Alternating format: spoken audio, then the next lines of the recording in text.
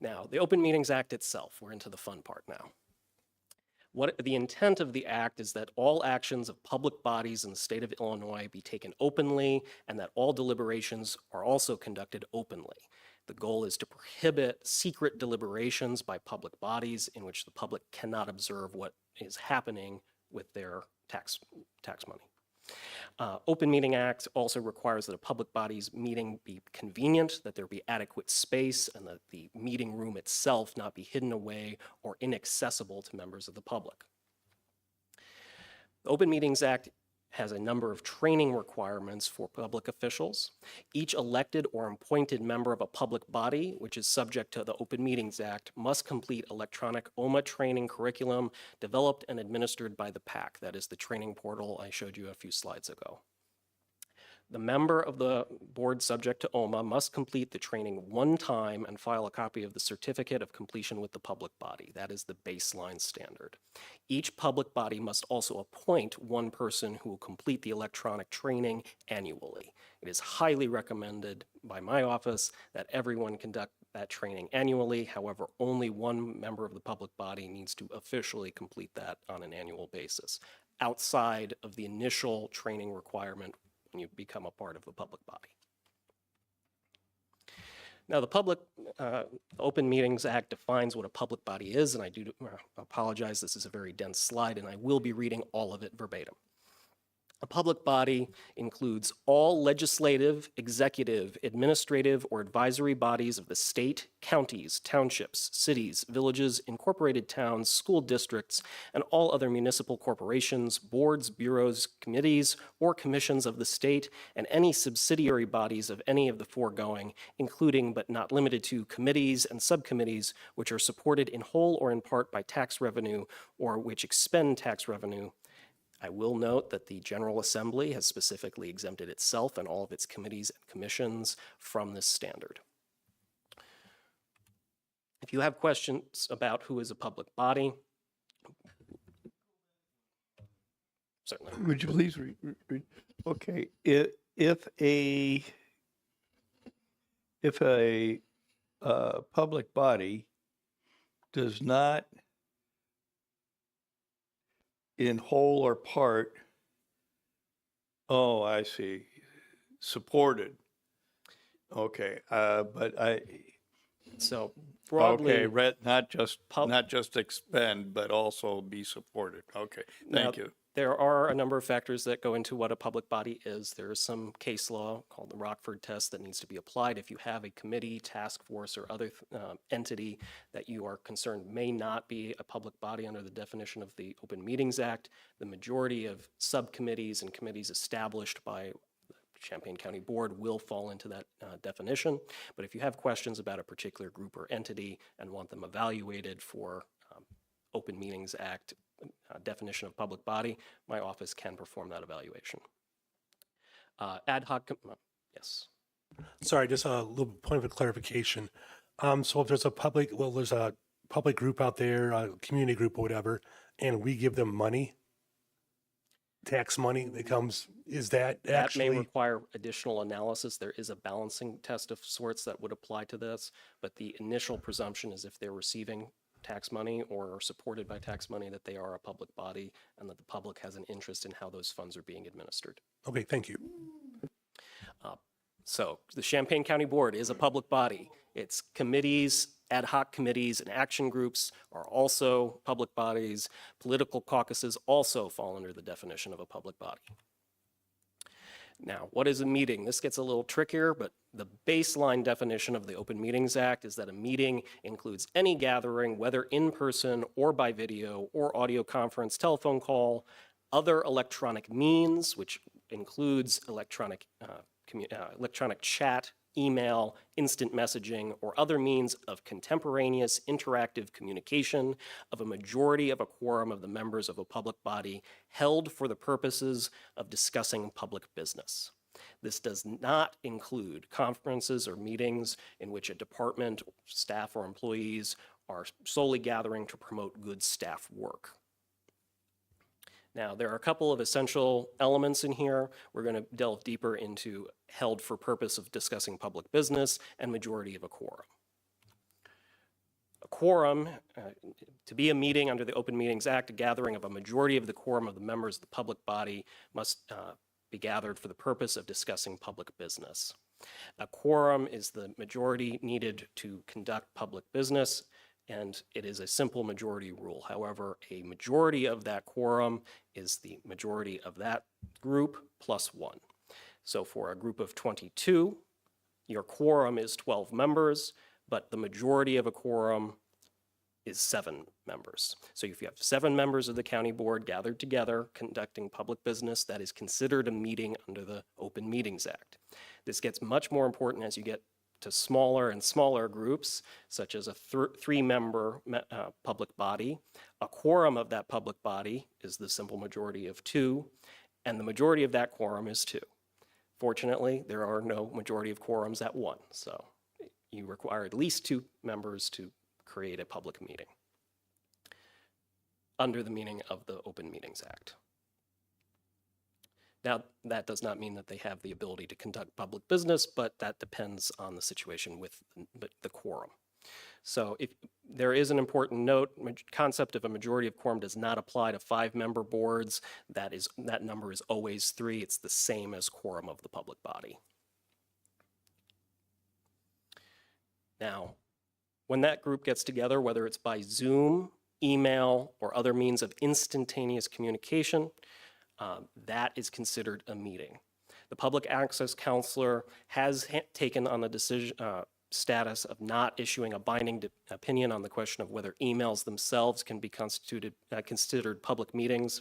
There is no Illinois case law on the subject. However, there are a series of non-binding opinions where the public access counselor has determined that they either are or are not public meetings based on the content of the emails. If you're engaging in a deliberative process, that is much more likely to be determined to be a public meeting. Now, deliberative process is the examining or weighing of reasons for or against a cause of action, exchanging of facts preliminary to a decision, or attempting to reach an accord on a specific matter of public business. I recommend that if you are sharing information within a public body and you are concerned that that may be shared on or the group may increase as an email persists, as you never know where an email chain might ultimately end up, you can always include in your email, please, let's save any discussion for the next noticed meeting. If you're simply sharing information, please attempt to cut off the communication before it can spiral out into what could be construed to be a public meeting. Non-deliberative purposes like scheduling, checking availability, announcements, greetings, personal or social communication, and forwarding of board packets or other FYI materials are either not for the purposes of discussion of public business or are one-way and do not result in interaction. It's always important to remember that any email to enough board members has potential to become a meeting depending on how members respond, so do attempt to limit spiraling out a conversation to more and more board members. If you're sharing information, attempt as much as is reasonable to limit yourself to the simple exchange of information. Dr. Stork? Yeah, could we return to the previous slide? I thank you for putting this together because it has immediate application.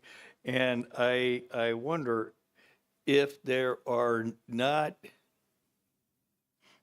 an email exchange, would that be considered a discussion? I mean, you know, regardless of whether that was intended or not. Again, it comes somewhat to a balancing test. Email chains evolve over time. That's an unfortunate reality of that method of communication. They can be forwarded. People can be CC'd, BCC'd. It's best to try and limit that wherever possible because a non-deliberative, simple sharing of information can then become a debate between members of a chat group. This also applies to instant messaging, Facebook, other methods of communication between members of a public body. The issue for the PAC will be to determine whether there was examining or weighing of reasons by a public body for or against a cause of action, whether you were trying to gather support for a vote, or there were specific public business that someone was trying to gain consensus over or conduct public business. There will be an evaluation, but it's best to avoid that question as much as possible so that you can not have to go through a PAC appeal. Now, this statement, please let's save any discussion for the next notice meeting, is merely a recommended statement. Any variation of that is useful as it indicates that you're attempting to limit conversation. All meetings are presumed to be open to the public. Much like FOIA exemptions, OMA are narrowly construed exemptions. The purpose of OMA is to include the public when deliberations and discussions occur, and there is a standard of notice to the public for 48 hours, at least for regular or special meetings. Certain meetings can occur faster on an emergency basis, but minutes should be adequately summarizing all discussions and denote all final action taken, and minutes should be posted within 30 days or by the second subsequent meeting. Rules concerning public comment should be narrowly tailored with a goal to provide for more expedient or efficient meetings. It is important to note that if you're attempting to limit public comment, that you are limited to the already established rules of that public body, and you cannot add more rules prior to a meeting. You have to apply the published and established rules of your public body. Yes. What if, is there a default? For example, if there are no rules for the task force? I would recommend that you discuss with my office about establishing language for a standard. If you don't have a standard, it's always best to have a standard to work with than just working with the default, which is unstructured debate. Closed meetings, there are a series of exemptions that permit closed meetings. Again, it's strictly construed there, and the interest of the Open Meetings Act is to make meetings more public, not less, so they're always narrowly interpreted when reviewed by the public access counselor. In order to adequately close a meeting under the Open Meetings Act, you must be citing the specific exemption from the Section 2 exemptions allowing closure for the meeting. Those would be very specific to the meeting and need to be invoked in advance, ideally would be in your agenda. You must then hold a vote for closed session pursuant to that exemption and must publicly disclose the Section 2 exemption and the result of the vote at the time of the vote. Then you would enter closed meeting, enter your discussion, and record and enter that information into the minutes. No final action can be taken while in closed meeting. You would have to exit the closed meeting and then hold the vote. You must keep meeting minutes during a closed session. Those are reviewed semi-annually for disclosure. Some are recommended to remain closed for significant periods of time, but those do need to be reviewed by the public body on a semi-annual basis. Now, some of the Section 2 exemptions allowing closed meetings. Number 1, appointment, employment, compensation, discipline, performance, or dismissal of a specific employee or legal counsel for the public body. 2, collective negotiating matters or deliberations concerning salary schedules for one or more classes of employees. 3, discipline or removal of an occupant for a public office or appointment of an individual to fill a vacant public office. 4, evidence or testimony received in a hearing, provided that the body is a quasi-adjudicative body and prepares and makes available for public inspection a written decision setting forth its determinative reasoning. Now, some of these exemptions will be familiar to you based on the business of your public body, but particular interest to my office is number 9, discussion of pending or probable litigation against, affecting, or on behalf of the public body. It is also worth noting that in entering a closed meeting, if you wish to invite other members of the state's attorney's office or individuals that the board needs to hear from during a closed meeting, they do have to be specifically invited in the minutes and during the meeting, the vote to enter closed session.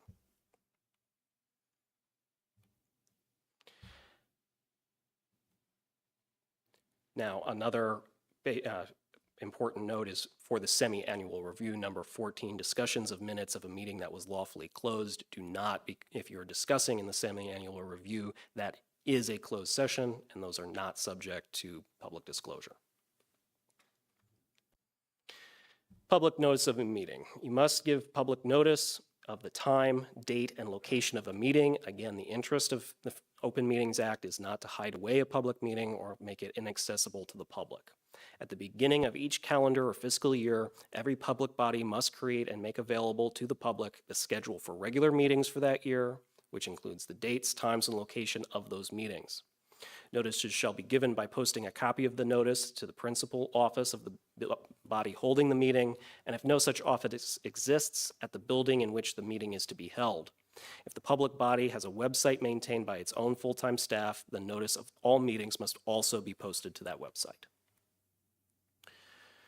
Now, if you change the location or the schedule of the regular meetings, as opposed to a particular meeting for an emergency purpose, you must give 10 calendar days notice of the change, publicizing the change in the newspaper, and by posting the information concerning the scheduled change to the principal office of the public body. It is important, this will come up later during a PAC decision, but it cannot simply be a newspaper article about the change. It must be a notice published to the newspaper. The public body must post the agenda for the particular meeting at the principal office of the public body, at the location of the meeting, and on the public body's website, if it has a website maintained by full staff, at least 48 hours before the meeting. Agendas. While the public body can discuss items that are not on the agenda of a regular meeting, the public body cannot take action on those or make decisions regarding those items if they weren't on the agenda for the regular meeting. They can be added, you can discuss them, but you can't take any final action. It's important to note that a special or emergency meeting, unlike a regular meeting, the public body cannot even discuss items that don't appear on the agenda for the special or emergency meetings. You can include placeholders. Placeholders are a very useful tool for agenda planning, but it's important that you plan your agendas in advance to give yourself the most flexibility in addressing those topics so that at least the baseline information is on the agenda and you can take action if you need to. Yes, Mr. Storr. Dr. Storr. Could you discuss what a placeholder might be and how that might be used? I'm hesitant to discuss that specifically as that might apply to the, to the particular situation involved, but more generic language without the specific information if that is being discussed or established prior to the meeting. A number of these topics are evolving before they get on the agenda, but at least a placeholder noting the baseline issue is necessary in the agenda if you wish to take any action on it or even address it during a special or emergency hearing.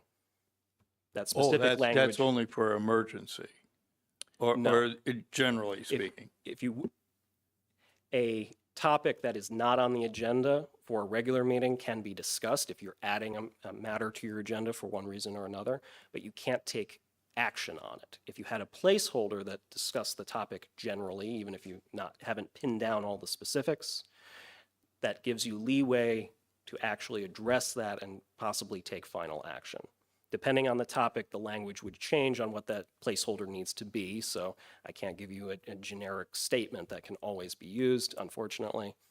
But if you wish to take action during an emergency or special hearing at all, or even discuss the topic at all sums that up, but you need something in the agenda before proceeding, before even discussing it in those situations. If you're inviting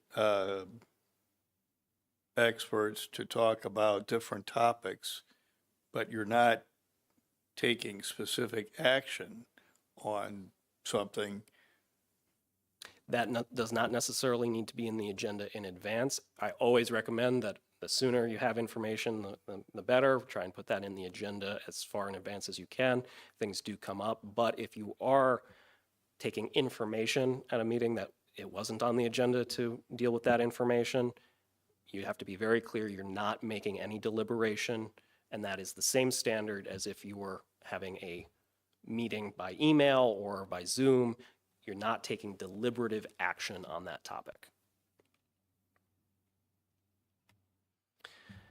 Meeting minutes must include date, time, and place of meeting, a list of the members present and absent from the meeting, whether they attended by in person, by phone, or by video. We will be discussing virtual appearance a little later in this presentation. It must also include a summary of the discussion of all matters proposed, deliberated, decided, and a record of any votes taken. Closed meeting minutes are only required to contain a summary of the discussion, not the particulars, and can be approved at a subsequent closed meeting, not an open meeting. And again, semi-annual review of those meeting minutes must occur to determine if those meeting minutes can or should be opened. Those semi-annual reviews are also confidential and remain closed. Violations of OMA. Now, within 60 calendar days when an alleged violation occurred, a member of the public can file a request for review with the Public Access Counselor. It's broadly the same process as a FOIA application to the Public Access Counselor. The Public Access Counselor would then reach out to the public body for information about the alleged violation and discuss that with both the public body and the member of the public filing the complaint. Now, that member of the public can also file a civil action in the circuit court against the public body for the violation, also the same standard as the Freedom of Information Act. They can choose either option. They don't need to exhaust the remedies through the Public Access Counselor first. In addition, under the statute, the state's attorneys of the county in which the alleged violation occurred may also bring a civil action of their own within 60 calendar days after the violation occurred, or within 60 calendar days of discovery of the violation. It's important to note that if a violation occurred and no one was able to, or with reasonable diligence, able to determine that that violation occurred until much later, that 60-day window does extend for up to 2 years, and we can be facing a PAC appeal down the line. So those situations generally apply to closed meetings where the public didn't actually know what was discussed, but later asks for review by the PAC. Now, also, the Open Meetings Act does include a number of penalties involved with violations. Under the law, a state's attorney may bring a criminal action for a violation of the Open Meetings Act. It's a Class C misdemeanor, which about 30 days in jail and a fine of up to $1,000. Civil penalties the court may order the public to open a public may order the public body to reconvene the meeting and readdress whatever the issue was in a public setting with appropriate notice and the other criteria on whatever violation occurred remedied. May also grant an injunction against future violations by the public body, order the public body to make available the minutes of a closed meeting, declare null and void any final action taken at a closed meeting, award any other relief that the court deems appropriate, and may also grant attorney's fees and costs to the person who filed the civil action. Now, the Open Meetings Act request for a review submitted to the PAC must be in writing, signed by the requester, and include a summary of the facts supporting the allegation. Again, 60 days from the alleged violation. However, if a person of reasonable diligence was not able to discover that within a 60-day period, but it's discovered at a later date, not to exceed 2 years, a person utilizing reasonable diligence may file within 60 days of their discovery of the violation. Now, if the PAC itself discovers a violation, usually that's a more negotiated process similar to how a FOIA request is handled with the Public Access Counselor. They may request release of a closed session recording and minutes, instruct the public body to re-vote on a matter, or instruct the public body to avoid future violations. They always have the option of issuing binding or non-binding opinions, and depending on the nature of the violation, may go further or take a more restrained approach to the issue. Recent opinions. This gets into virtual attendance, a recent opinion by the Public Access Counselor from 2024. If a quorum of members of the public body is physically present as required by Section 201 of the Open Meetings Act, a majority of the public body may allow a member of that body to attend the meeting if the member is prevented by one of 4 reasons: personal illness or disability, employment purposes or the business of the public body, a family or other emergency, unexpected childcare obligations. It's important to note that the Open Meetings Act was amended to have unexpected childcare obligations. The previous standard was childcare obligations.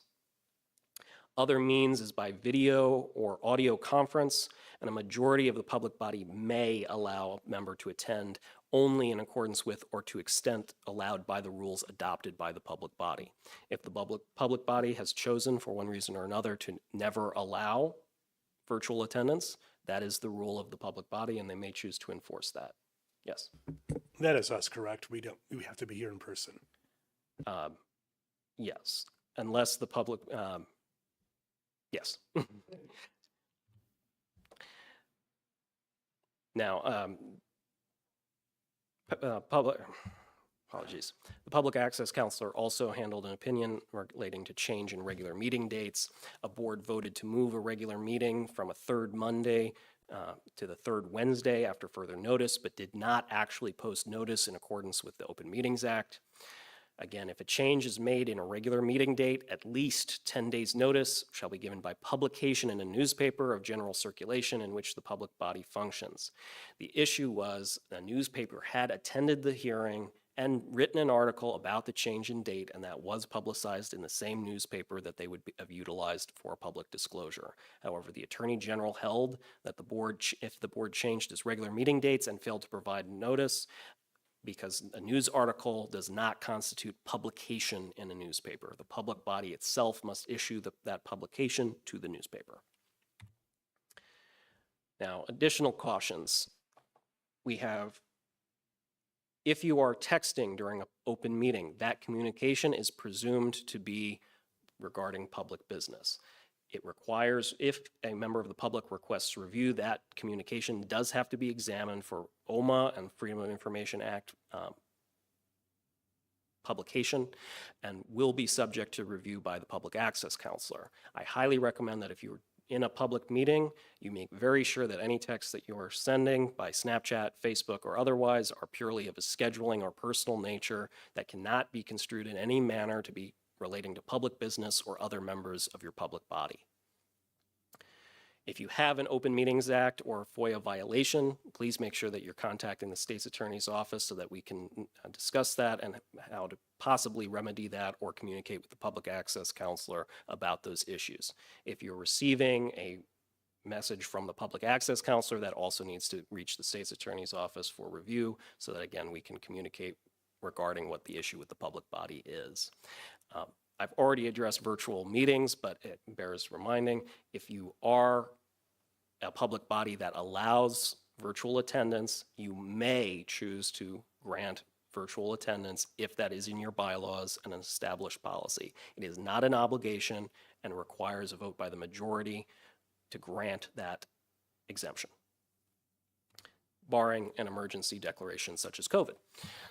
Yes. Would a virtual presentation for information purposes be considered acceptable? I would, as in most things, the lawyer's going to say it depends.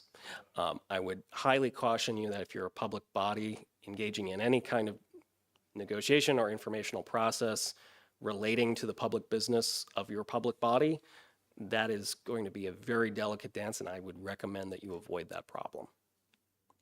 Yes. So I think potentially related to what Dr. Storr is asking, when we've had lawyers that we have outside counsel that was based out of Chicago, we've allowed them to attend via the screen.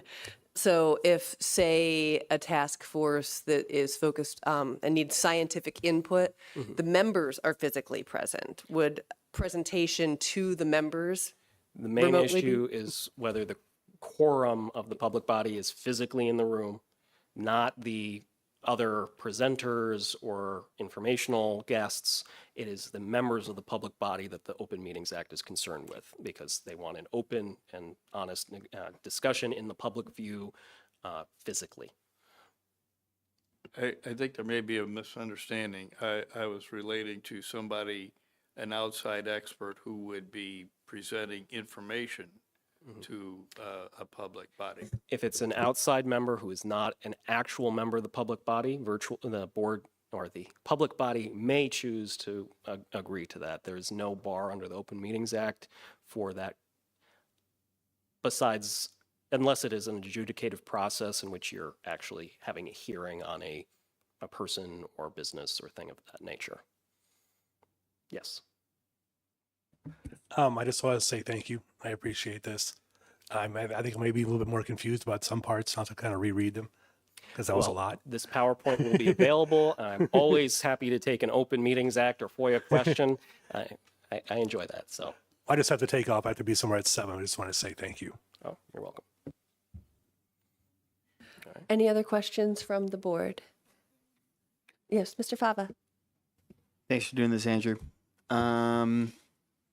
Is there rules about personal notes in a closed meeting? Okay, so personal notes relating to the public business? Yes. I would assume so. Those are going to be considered a public record. They're not disclosable under FOIA because they are simply notes. There's this exemption 71F under FOIA that provides for notes, memoranda, or basically that is not disclosable under FOIA. It is not a record for OMA purposes because the Open Meetings Act, unless you're sharing a note around the room for secret communication or making a paper airplane or things of that nature, you do not want to be having secret communication that the public can't see. If you're taking notes for your personal purposes, that may be a local record, so just be careful with that, but it is not a OMA problem. It might be a FOIA problem. Well, not a problem. You'd have to invoke the exemptions, but if you get a request for that, we can handle that and discuss what you may or may not have. Thank you. Lorraine?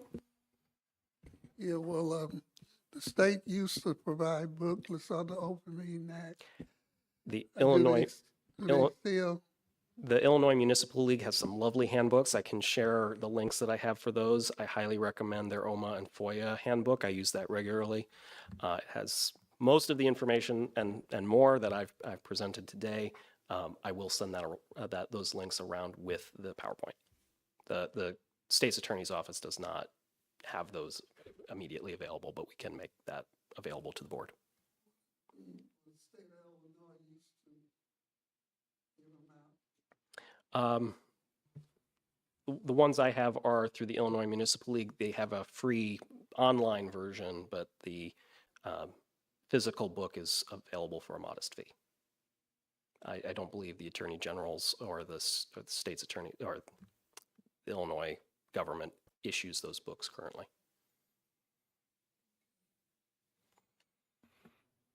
Any other questions? Thank you so much for spending your evening with us. We appreciate it, and we look forward to this being forwarded out to us to remind us over and over again. Thank you.